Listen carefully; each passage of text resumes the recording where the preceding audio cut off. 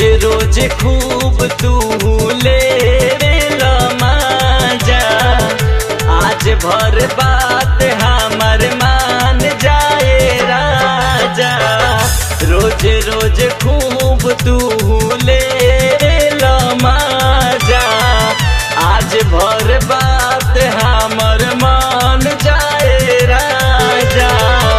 देर से कइल का हरज करता, देर से कइल का हरज करता।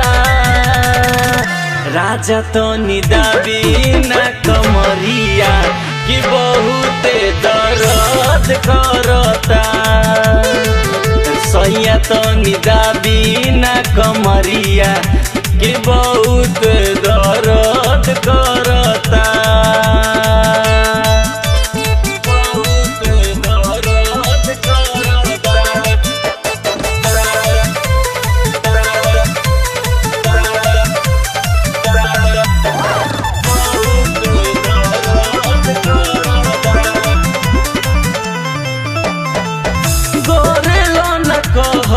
हमार कैसन बाड़ा मारद, कबहू न बुझल तूने हरी के दर्द।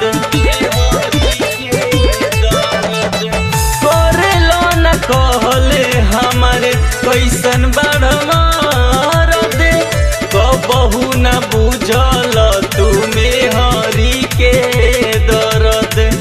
तोहरो तैसना फरज बनता, तोहरो तैसना फरज बनता। सैया तो निदाबी न कमरिया, राजा तो निदाबी न कमरिया कि बहुत दर्द करता।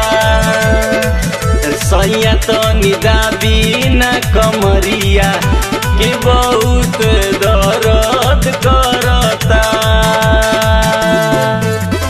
बहुत दर्द करता।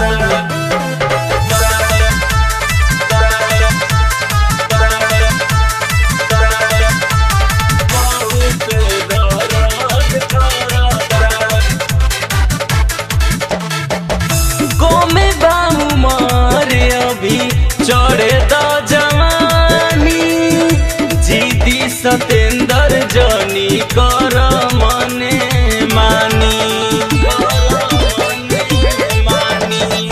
गोमे बामू मारे अभी चढ़े द जवानी, जीदी सतेंद्र जनी कर मने मानी।